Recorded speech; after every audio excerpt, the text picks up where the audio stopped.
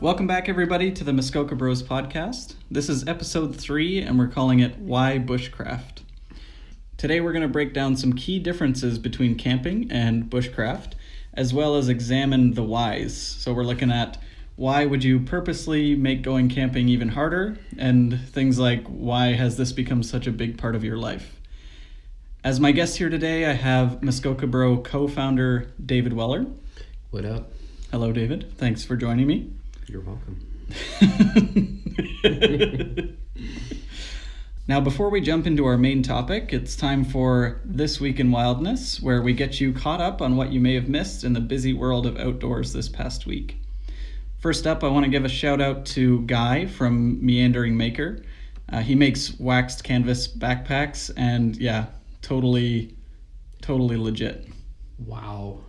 I mean, his stuff is like some of the best stuff I've seen out there, and he's from Texas, of all places. Yeah, it's like, do they even have backpacks in Texas?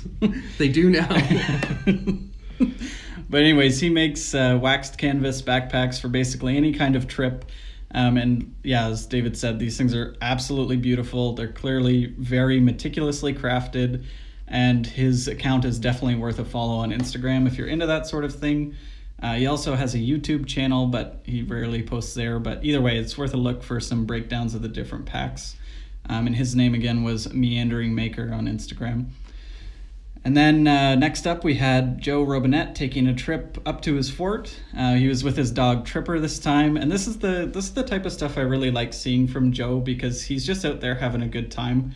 He's not proving anything to anybody. He's just, he's legitimately just out there for fun. And he brings, in this particular video, he brings this big heavy backpack with all sorts of tools, and even Tripper had loaded up with gear too. So it's just a fun, sometimes it's fun to challenge yourself to see the least amount of stuff that you can bring, but other times it's just nice to go out there, be comfortable, know that you have every tool for any job, and just have a good time with you and your dog. So it's cool to see that from Joe this time around. And then I'll let David cue this one up, but we had Terry from Woodsman's 87 on Instagram getting a visit from the world famous Muskoka Bros, but only Matt and Dave. So would you just share a little bit about that trip, kind of how it came about and who Terry is and what you guys got up to? Yeah, I mean, the other day, it was probably at Christmas, and Matt's style is to just kind of slap a trip together in like 2 seconds, which is great because that's spontaneous. And he's like, "What do you what's your time off for the rest of the week?" And I was like, "Well," I said, I've got today off." And he said, "Okay, but do you have any other time?" And I said, "No." But it was going into the weekend, and he said, "Well, let's go up to meet Terry. I want to buy a bow off him." And it just turned into one of these amazing trips that wasn't planned. And I didn't even really bring a camera. I just brought my cell phone, and we got up there and we met Terry, and like him and his wife were so welcoming. We right into his house, we're sitting down, and we're just chatting about everything. And we kind of asked him beforehand if it would be okay if we stayed in if he had anywhere for us to stay. We didn't care if it was like a lean-to, if it was, something. We were just like, the temperature's, okay, that we could probably handle an evening out in the elements, and we'd be okay. But he offered us up a cabin that him and his family built, that we were just like all over staying in a log cabin, because like growing up, I've been in the odd cabin but never a log cabin. And this, as soon as we got there, and he took us down to the lakefront where the cabin is, as you can see in the video, and as soon as we just kind of walked up the steps, it's kind of like, it looks like Jed Clamp had made it. So for anybody that is super young, that's like the Beverly Hillbillies. So but it's honestly, the outside is it's your typical kind of pioneering log cabin, which was really cool. And upon entering, it's just beautiful. Like it's ideal. Like I think in the video we said you could have a mansion, but really what most guys are gravitating towards is just having a little place to get away, to maybe camp, hunt, or even to take their wives out, for a weekend or something. It's true. So we hit it off with Terry, and he was kind enough to feed us, and we were like, we'll go into town, we'll get something to eat, and he just kind of insisted, and the hospitality that he showed us was incredible and overwhelming, because a lot of the times you're starting to not see this as much, but you get further up north, and you become one of the family in a few short days. And we had the privilege of, when we left, we wanted to say thank you to his parents, and we just went in to say thank you, and the mom was like, have you guys eaten? We'll make you grilled cheese sandwiches. And we were like, no, it's okay. But she insisted, and we took her up on it, and we had a really, really good time. And we found out that they are believers, and we had that kind of common bond between us, and we kind of spoke the same language, which was kind of cool. And just getting to know them was such a blessed time, and it's one of those things that I'm gonna always remember, kind of meeting them. And there's gonna be plenty more trips with Terry in the future, because the Muskoka Bros, we eventually want to build our own log cabin, and we've asked him for advice, help in any way to get us finish that project. So we're kind of at the planning stages right now, and we'll see where that goes. That's awesome. It's funny because I saw, I guess it was on his Instagram, it said when a customer becomes a friend, and I saw he was wearing the Muskoka Bros sweater, and I just didn't see who posted it. I just saw all of you guys, and I thought that he bought a sweater off of us, but clearly we gave him that sweater because he was, just because he's a really nice guy, obviously. But we know that he we knew that he has been following us for a while, and Matt has kind of been chit-chatting with him for the past year or so. And it developed into this friendship, and it's when you kind of take those chances on meeting people that are in the same kind of world as you. Every person that we've met so far on this kind of journey has been like completely interesting and like instant friends, because we have that common interest. I find it really interesting. It's funny, like in this community of bushcraft, outdoors, whatever, you kind of, it goes against the common wisdom of, don't talk to strangers and things like that, where it's like any normal person would find it really strange to go out into the middle of the woods with a person from the internet. Obviously, it is strange. Don't get me wrong. It always runs through my head. Is this going to be the guy that kills me? At his family murder cabin? Yeah. I was suspicious when I saw blood all over the walls. Yeah. So, I mean, it is funny. Like, you really sit down and think about it for a second. And we had a guy, the bearded portager, his name is Marcus, up at David's place the other week for a course, and it's like, what does that guy know about us other than, I guess we have a YouTube channel, but outside of that, we could still be terrifying murderers. Exactly. But we're not, so don't worry. Not yet.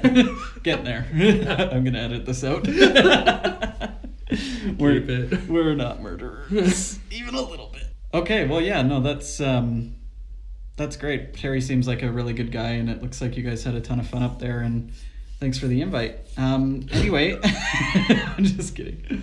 That's it for this week in Wildness, and we can go ahead and jump into our main topic for the day, why bushcraft. So allow me to paint what I'm sure is a very familiar picture for you guys. So you're hanging out with a group of friends, and the conversation eventually turns to what everybody's doing for the weekend.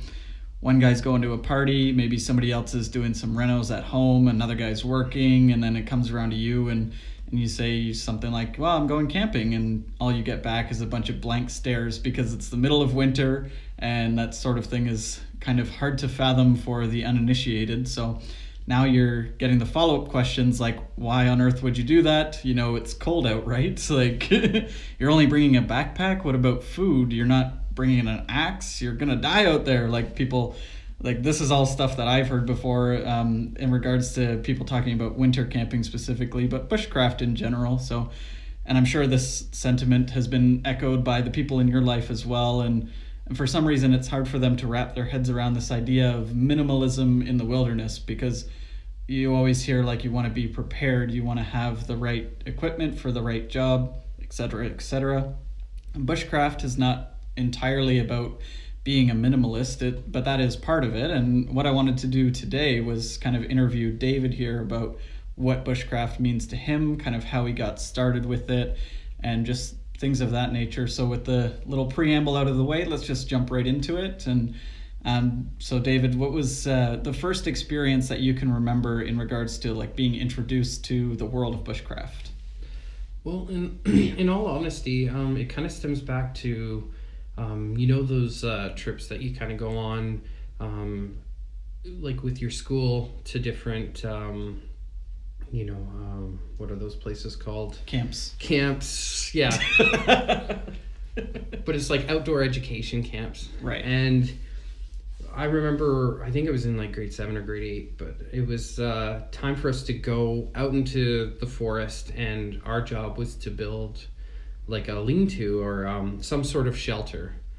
And I remember thinking, I can do this, like this. And so like I had the idea, and I was directing people, and I was like, grab that log, move that tarp, and I just, I was just like a little slave driver, and I just knew exactly how I wanted it and how all of us could fit in it. And that was kind of one of the first times that kind of sparked, and that was in the winter too. So that was even further back before winter camping is getting more popular now. So it was one of those things that I just gravitated towards, and just really fell in love with the idea of, if something happened, would I be able to make a shelter of some sort? And back then it was just one of those things that I was like, but how could I turn this into a passion? This is just seems like a hobby or a skill to kind of have in the background. But yeah, so you never know where your passion's going to take you. It's true. Like, so how old were you then, like in your first kind of camping or like day camp sort of experience where you're building the shelters and stuff? Yeah, I would have been about like 12 or 13. Yeah. But like before that, the best thing you could ever do was build like a fort in your living room with blankets and stuff like that. So from a very young age, it was like my passion was to like just build little tents and stuff like that. Even at my grandma's place, she would she'd have the laundry out, and she'd make little like the little A-framed out of like the sheets that she was going to put on her bed. And I was like, life didn't get better than this. Yeah, totally. Oh, that's so true. And it's funny you talk about like you were kind of talking about how you take these hobbies and you turn them into passions, and you never know where it's going to take you. And even from such a young age, like 10 or 12 or even younger than that, building forts and stuff, you never knew this whole like YouTube would exist in the future, where you can just do your hobby and have it become your passion and eventually make money. Like, I mean, we're not making money at the moment doing this, but there's been a ton of people that have helped us along on our journey. A lot of people that have just offered up free advice, and everybody that's on YouTube that makes a living at it is always clear to say like it's not easy. Like, people get this idea that doing YouTube as a career is easy, but it's not. And it's even harder working full time and making videos and editing and things like that. And a lot of people don't see that side of it. They just see the end result. So I think it's interesting to watch this passion of yours grow into this way of reaching out and communicating and interacting with all these people we never would have met before. Exactly. And like my biggest complaint is, like, I love all the people that surround me, but trying to find guys that are into a specific genre of what you're into is so difficult. And like, especially at my church and stuff like that. I love my church. I love the people that go there, but trying to find, say, someone that wants to go out winter camping with you, they look at you like you've got two heads. Exactly. And but like we still are able to do trips with them, but you know, meeting more people like along the lines of, you know, Terry and Max and Joe and a few others that I'm forgetting right now, like you can kind of talk the same language, and just being able to just automatically out the gate just be able to say, hey, oh, what kind of pack do you have? What kind of knife do you have? What kind of, you know, this, that, the next thing, where you take the average person out, they don't look at any of that. So, you know, social media has really been a benefit in my life to kind of getting outside of, you know, my home and, you know, doing these adventures and taking my son and my family with me whenever I can. And where, like, the reason why I kind of got into this whole thing was, if we go back, like, you know, if we go back like 2 years, my daughter, actually, if we go back, 7 years, good. My daughter was running around with like an iPhone or an iPad or something, and she was just recording, like videotaping us on the couch. And I remember just watching that video back later, and I had no idea she was filming, and I looked at it, and I'm in the video, I'm like watching TV with this big blank stare on my face. My mouth is open like I'm an 85-year-old guy in some retirement home, and it scared me, you know. I was like, I looked dead, you know, and I was like, I don't ever want to look like that again. So slowly I kind of got more into camping and bushcraft, and I have to really tip my hat towards Joe Robinette, because I was in the search bar of YouTube, and I'm like, I want to watch stuff from Algonquin Park, and Joe came up, and I was like, who's this guy? You know, right off the bat, I'm like, I don't know about this guy. And then I was like, okay. I got to the end of one video, and I was like, that was okay, you know, but I don't know. And then the next day I put another one on, and I was like, I wonder what he's doing today, you know. And I kind of slowly crept through all his catalog of stuff, and I was like, this is it, you know, this is what I want to be doing, you know, whether it's a YouTube channel or just getting out there. Yeah, no, that's it's really interesting you mentioned about the social media aspect of it, because social media a lot of the time is obviously seen negatively by people in general, but everybody's on social media all the time, and nobody seems to like the fact that they're on it all the time. For sure. So it's really, YouTube is a very unique place in that it is a social media place, but it encourages people to actually do stuff, to actually get out there. And that's obviously the ethos of Muskoka Bros, is you just got to get out there. It doesn't matter if you're skilled, if you're unskilled, it's just got to get out there and do something. So I find it really cool that social media is a big part of Muskoka Bros, almost as much so as the actual getting out there, and even more so you spend so much time editing pictures and videos and things like that. So it's cool.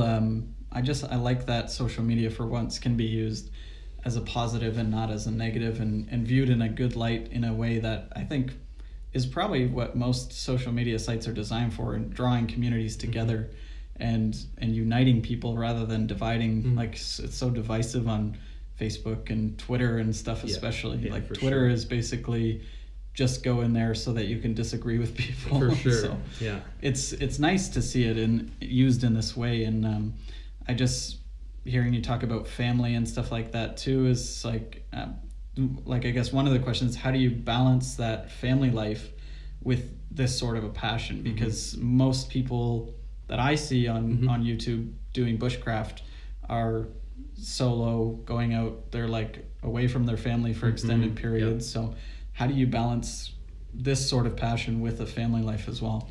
Well, the great thing about our channel is that it's not just one guy. It's the three of us. So at any given point, it doesn't have to be the three of us on film all the time. It can be you doing a video, myself, or Matt and I, or you and Matt.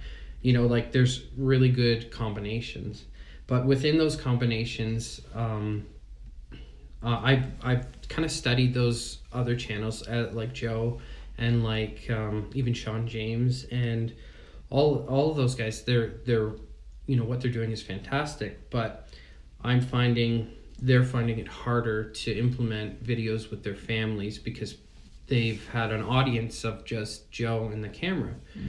Where I looked at that aspect and was like, okay, you can see the strain on his life. You can see that, you know, like with any man, there's going to be a strain if you go out a lot and your wife is at home with your kids, and it can get trying for your wife. So what I've tried to do is from the start is just to take my son out or my daughter whenever they want to go, or even my wife or us as a family going from the start, so that our audience is kind of ready for that. They're not like, oh, here's another one with him and his wife. You know, like the people that are subscribing are used to our way of life and our lifestyle. So that's just my point of view.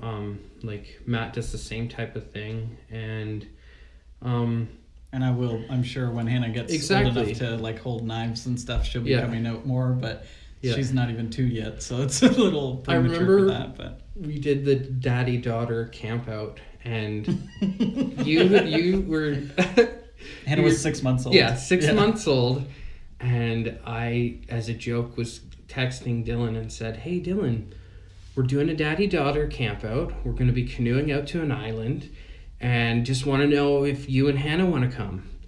And I remember he was so new as a dad that his instinct of protectiveness, like, he kind of got snarly. And, like, if you know Dylan at all, you've never known him to be snarly. But when it's him and his baby cub, you know, it's like, you idiot. Why would you ever think that? I'm not taking my 6-month-old on a boat. Yeah, exactly. And I'm like, Dylan, I'm just joking with you. Yeah.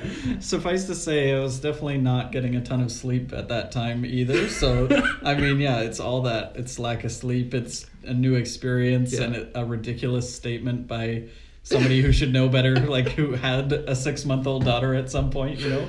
So it's like, I'm like, in my head, I'm going, what is he thinking? And I thought I was being nice, but clearly it was not. I was like, and I remember saying to Becky, my wife, I was saying, I'm gonna send this. What do you think? And Becky's like, he might not think it's a joke, David. And I was like, it's Dylan. He thinks everything's a joke. And she's like, okay. You got back. You're like, are you insane? Yeah. She's 6 months old. It's just like, just kidding. I actually don't remember when you did reveal that it was a joke, if it was in that same conversation or not. It may have been I think it was extended, and I also remember, because was that not the trip where you and Abby actually tipped too? Yeah. So I remember hearing that, and I'm like, good thing I didn't go then. But maybe, I don't know, maybe I'm just remembering things in a different way because it's funnier, but either way, it was hilarious that I was just like, this guy, what an idiot. But yeah, no, that is the nice part about all of this, though, is that families can definitely be included. It's kind of up to the parents as to how much they can get included, because a lot of the times we put limits on our kids that don't need to be there, because they actually are capable of a lot more than we give them credit for. Like you know, like Jesse is just such a hard-working kid. How old is Jesse? He's 10. He's 10, and he's like outworking me every time we're hanging out together doing stuff or whatever. And he outworks me. Yeah, and it's, well, yeah, so that's it. It's like these kids and stuff like that, they're so much more capable than we give them credit. This is a great way to see what they're capable of, thrust them into a position maybe where they're not super comfortable, but they know that you're there. You're their kind of support system, and you're there looking out, even though you're not an expert by any means, but you definitely know more than a 10-year-old at least. So. For sure. You just keep one lesson ahead of them. Exactly. That's all. That's all you really need. Yeah. No. That's that's a great part of it, and you can take your kids. Like, it doesn't have to be bushcraft. It doesn't have to be whatever. There's, when you get out in the wilderness, there's hiking, car camping, tent camping, canoe trips. There's a whole vast array of things, but I guess in your opinion though, what does bushcraft offer that's different from just regular hiking or camping or car camping, or is it more something that kind of goes hand in hand that you can integrate into all of that stuff? I think there would be a lot of guys out there that would correct what I would say my definition, but to me bushcraft is basically, you're learning to work with what is around you in nature, opposed to camping, which is bringing everything with you. And I wouldn't say I was a complete bushcrafter.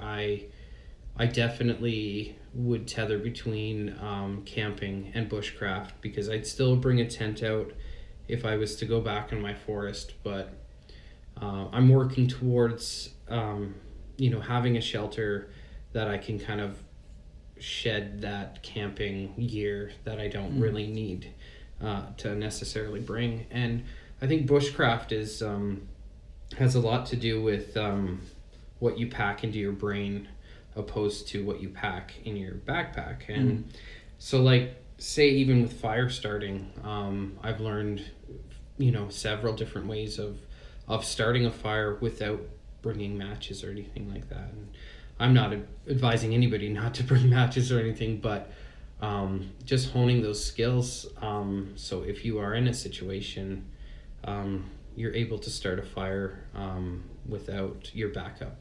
Yeah. And but yeah, to me bushcraft is a lot of like self-sufficient working in a forest. It isn't really necessarily getting into a canoe and going somewhere. Usually it's, for the most part, I don't know, maybe you could hike out, but a lot of it is, working with your knives, your axe, and shelter building, and there's it's unlimited what you could kind of bring into, like, if you watch someone like TA Outdoors, what I thought was bushcraft, I've been watching his stuff, and it's just like he turns like a chunk of wood into a hammer within minutes, and it's like, well, he didn't bring a hammer, oh, he just made a hammer, and it's just like it's just kind of creatively looking at what's around you to achieve the goal that you want.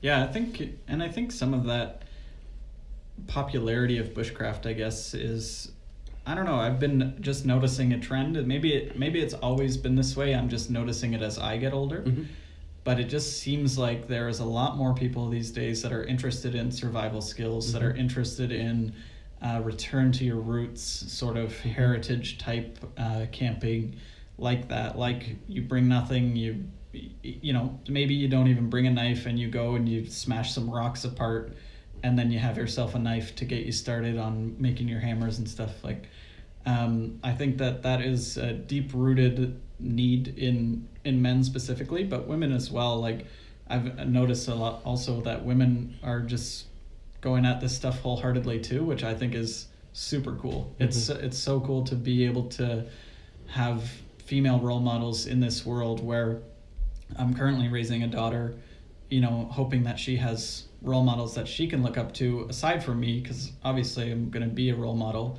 whether I like it or not. And it's cool to have these women coming up as well, that are just as capable and more than capable than some of the guys doing it too. And that's an encouraging and exciting point from a dad's perspective. But I just I'm wondering for you, like, some of your biggest inspirations? I know Joe is obviously a huge inspiration for you, but who were some of the other, like, kind of maybe more peripheral guys that you gleaned a little bit here and there from that you take with you into the outdoors now? I'd have to obviously like tip my hat to Les Stroud. I'd be a liar if I didn't say that watching his stuff got me really psyched about survivalist, being a survivalist. And I don't like his music, but I really did grow up watching his stuff and really appreciate what he did in those different scenarios and how he would limit himself. And I'm nowhere near what he's done, but he definitely kind of paved the way for me to start thinking more about what I would do in different situations. And being a Canadian guy, like, you just kind of automatically, because the genre back when he started was just like there wasn't much out there, like Bear Grylls and stuff like that. I watched a couple episodes of him and I never really clicked with him much. He was a bit more extreme, like, for epic, sure, adventure, sure. Where Les Stroud was more of like a small, less expansive ideas. Like Bear Grylls was like jumping off of waterfalls and extreme things like that, and Les Stroud was more like down to basics, like this is how you start a fire, this is how you carry it with you, like. And he was the precursor to YouTube. Like, he would videotape himself, he would this, that, the next thing. And where Bear, I think he got followed with the camera crew, and you hear all kinds of rumors, he stays in a hotel at the end of the day and stuff like that. It's like, okay, but you don't get those skills without actually staying out a couple nights. And I get what Bear was doing, but I never really clicked with him. But Les really, like, he kind of preached he did what he preached. And I've always kind of respected that. And you never know where he was going to end up. Next episode, like, he's in Africa, and one he's in Colorado, and you're just like, is this guy Canadian? So we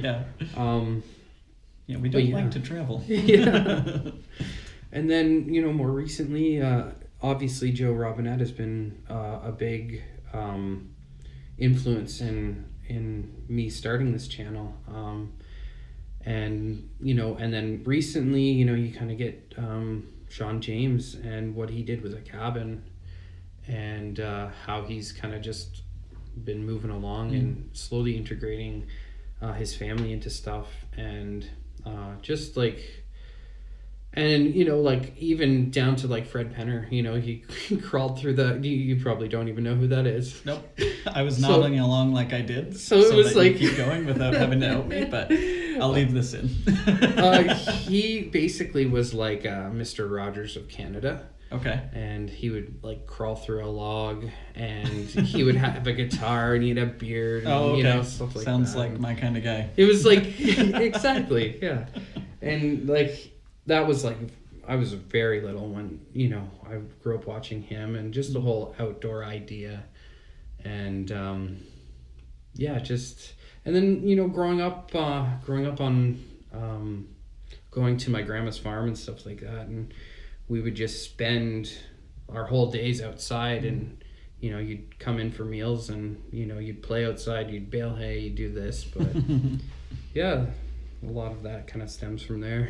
Yeah. So that's a good, like, history of kind of who your influences are, and a little bit earlier you were talking about what got you started into it, but I'm wondering what now pushes you to be better at it. Is it the fact that you have a YouTube channel, people are watching, or is it more of like, this is still just your passion, you just want to get better, and people are more along for the ride? I think with Muskoka Bros, we've been kind of very clear about that we're not professionals, and we don't want to fake really anything. If we do fake something, it's to be comedic, and so just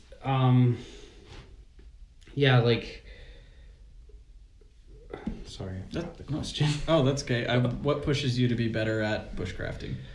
So what pushes me, it would kind of be, I do want people to learn something, but I also want them to know that, all of us are learning on this journey, and most people that are, at my level are either faking it, or they're just, trying to be something they're not. And I want people to just see that, we're average guys, and if we get one guy off the couch, kind of doing something, it doesn't have to be camping, it could just be getting out with your kids and, getting more active in your life. Just stops that mouth agape watching TV exactly on the couch sort of guy. That and I was definitely going down that road of depression, and it just, so learning new skills. So that's why we even have Kevin Fraser out, because he comes and he teaches us courses, and where a lot of guys will YouTube this stuff, where I feel as though I do better when someone is hands-on and they can show me and we can interact. One-on-one is much better. And there's nothing wrong with looking at a YouTube video and figuring things out. I do that 90% of the time. But there's also that interaction and getting to learn from someone that has mastered it, opposed to because there's so many times when someone does a knot, their hands are blocking every single turn, right? And knots are I struggle with them the most. So to see that and not be able to ask a question, or I have to pause it at the right spot, is very difficult. So I think social media and learning through that way is okay, but just getting someone out to teach you a few things that knows it. And there's nothing wrong with asking for help. That's what guys need to get over, is that pride that oh well, I'm gonna figure this out on my own. It's okay, that's fine, but you can also learn from people and cut your time in half. Yeah, absolutely. If you can be there with somebody asking questions, and we did that tarp course with Kevin recently, and it was so helpful just to be able to have him show you how to do something 15 times in a row. For me personally, because I am the type of guy, I love going camping, but bushcraft has never really been on my radar until these last 2 years where we're doing Muskoka Bros. So anytime that we can get somebody in who I can ask questions to, because I don't spend a lot of my free time watching these how-to videos and stuff. It's I kind of like to just go out and wing it with the guys, because I know David and Matt have a better idea of how to do stuff, and I can kind of just learn from them and stuff like that. But it's great to have a guy like Kevin who's even further along down this journey, if you want to call it that. Just kind of he teaches kids, so it makes it really easy to learn from. Exactly. Even as an adult, I like being taught like I'm a kid, I know nothing, because then you don't get too much credit and you don't miss something by accident, right? So so that just, it all kind of ties back into this whole social media, meeting people that you never would have before. Kevin, I think he lives in Mississauga or somewhere out in Toronto. It's very rare that I go to the city, never mind meeting up with a bushcraft guy from the city. All that stuff would never be anywhere close to what I would do before this. So for sure. So this is why it's so great to be a part of a YouTube channel, to be a part of something just bigger than yourself, I guess, and interacting with a community of people you've never met before. And maybe for people that don't know, if you'd like to just kind of lay out how and why Muskoka Bros did get started, the very start. Well, going back to watching some of Joe's videos, and this isn't a knock to Joe in any way, but I watched his stuff and I was like, I could do that, but with my own twist on it. And I currently work at a hospital, and I'm a cleaner, and it's just a job, it's, I work overnights, from what you could probably gather. That's why I always look like like I've been sleeping when I'm filming. So like I work from 12 until 8 in the morning, and it's a job that, I love the people I work with, but overnights is so hard on a body, that I wanted to give this YouTube thing a go. And like I have grown up making videos. I used to in high school, I always had a video camera in my hand, and I was a part of this other group. They were called the Winking Circle.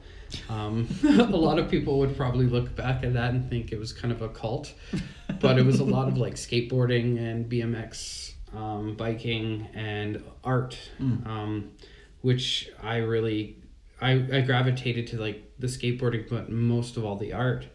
And they always had video cameras, and we would shoot anything, and I would even shoot stuff in my room, like just really stupid stuff, silly, kind of comedy type stuff. And fast forward to probably about 8 years ago, I was sitting on the couch playing with plasticine, and I thought, I was watching Conan O'Brien, and I was like, I should just make a claymation of him, and just for fun. And I made one, and I sent it in to him, and he put it on his show. And then they contacted me a couple more times, and I did a few more things. And then there was this one episode that they wanted done, and I was able to do like a whole episode of it was Will Ferrell as Ron Burgundy, and it was promoting Anchorman 2, and I had to do a shot-for-shot scene of him promoting the show on his show. So I'm making Conan, I'm making Andy, I'm making the band in the background, I'm making Ron, and people in the crowd. So I made the whole studio, and I had to make it in 18 days. And I remember every spare moment was, making this, and I remember thinking, like time just flew by, and I was like, there's not enough time to do this, but I finally got it all together with the help of my wife. And, it's up on YouTube. It's kind of like everybody would do a different thing, like if anybody wanted to send something in, so they meshed it all together. But long story short, you're right. I got really into YouTube that way, and a couple years later, I kind of got out of it, and fast forward to I was up at our camp in Huntsville, and we were just kind of, Matt and I were talking, and I was like, hey, we should start a YouTube channel about camping. He's like, yeah, let's do it. And I was like, it should be the three of us, and or there should be three guys, because 3 guys is a good amount to kind of, like, I always look at say the guys from Top Gear who have their own other show, I forget what, Grand Tour or something, and I love the 3-person dynamic. And so like so we're standing there, and I was just like, yeah, we should name it something cheesy, like I don't know, like Muskoka Bros. And Matt's like, no, that's it. And I was just like, no. I was like, we have to be like Bushcraft, something this, outdoors guy, bearded mustache man, something that would relate to. But Matt kind of just, he was like, no, that's the name. And I was like, all right, it makes sense. None of us are brothers, but yeah. We are bros, like as in friends. Matt's my brother-in-law, but we're not even from Muskoka, shocker,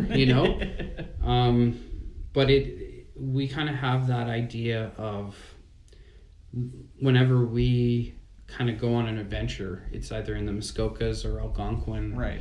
And it's that brotherhood, that around the campfire brotherhood that everybody experiences when, you've had a long portage, a rough trip, and you're just kind of gathering your thoughts, and you're able to not be around social media, and you're bonding. And so that's where like the whole Muskoka brotherhood comes from.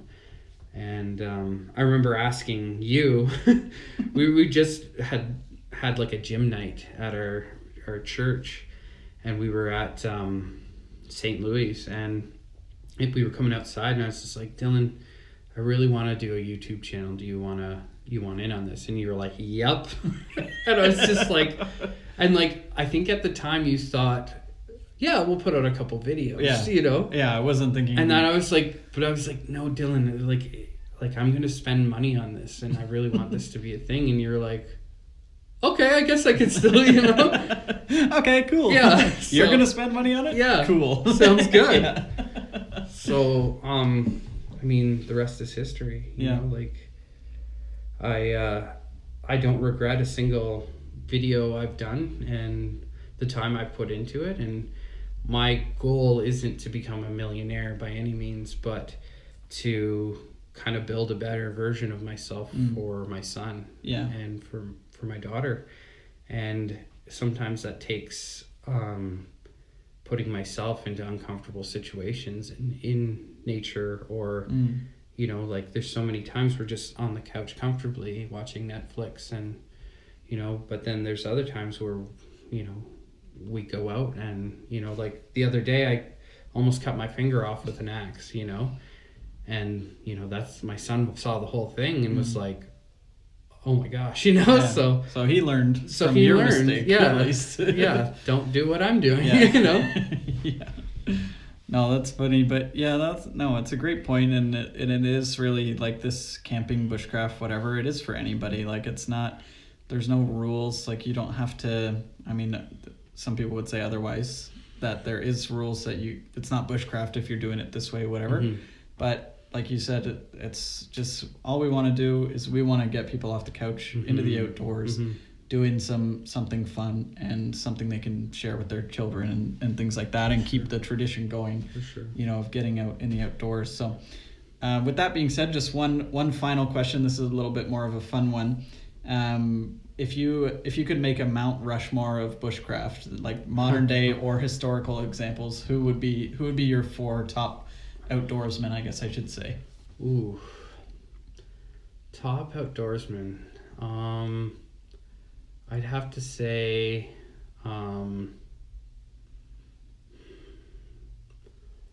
I'd put like Roosevelt in there. I would put I'd put Les Stroud in there. Who else? Yeah, I'd put Sean in there, and the 4th one I'd probably put myself. Yeah, or me. Maybe. Yeah, maybe. Yeah, maybe Dylan. So probably a legitimate answer would be Joe. Yeah. Put as the 4th. Yeah. But mine would be me. Yeah. You. Yeah. Matt. Yeah. And then my dad. Oh, okay. So going for the mature answer. Yeah. I don't know 4 people that are worthy of being on a Mount Rushmore. So. Yeah. I mean, like, I know the big guys and stuff, but like Paul Bunyan, Paul Revere, anybody named Paul. Yeah, Pauly Shore. Yeah. Paul from the Bible. Yes. Those 4 guys, total outdoorsmen. Paul, yeah, for sure he was. He was outside most of the time. Yeah, he was. But anyways, so that was just a fun little question to end us off, and I just wanted to thank you for coming over and taking the time to record this, and just to share a little bit of your background with the people of the Muskoka Bro community and hopefully beyond. And as we always say, you just got to get out there. Later, guys.